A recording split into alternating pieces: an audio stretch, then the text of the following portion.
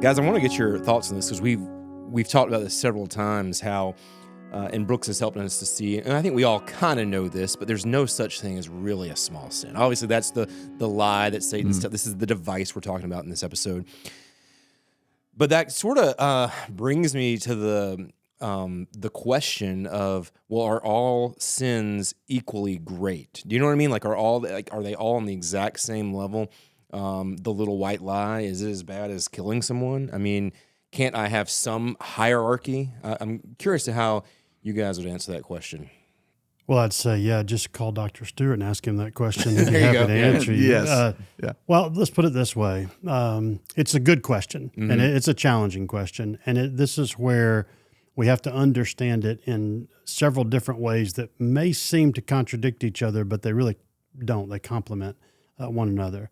We know that the ultimate consequence of any and every sin is the same in what it does to God. It is a sin against God. And so all sin is equal. And so he is holy and therefore without sin. And we know that to have fellowship with him in heaven, there can be no sin. There's no degree of sin that's there. So yes, the ultimate consequence related to God for eternity is the same. The consequence that we experience on this earth is not the same. Yeah. So now, who determined that variable? Well, God did. And actually, God does not deliver the same consequence for the same sin to each sinner. So somewhere in God's sovereignty, he delves out consequences for sin.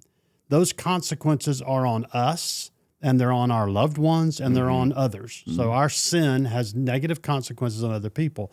So to that degree, we do get to begin to understand there is a difference in sin, that telling a white lie, telling what seems like a small lie to someone could be significantly different than lying about them and they spend the rest of their days on this earth in prison.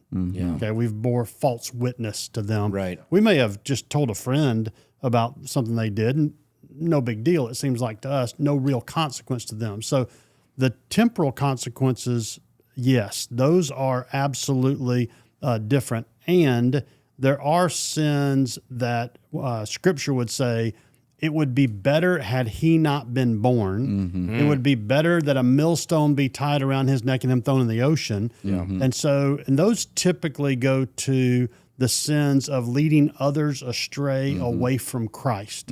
So anything that gets to the gospel or the, humanly speaking, blocking or hindering of the gospel to other people, you feel like the consequence is greater because it's an eternal consequence. So maybe a hard way of trying to figure out the answer to the question is all sinners equal before God and in terms of eternity. However, the consequences that we face and we incur are very, very different here.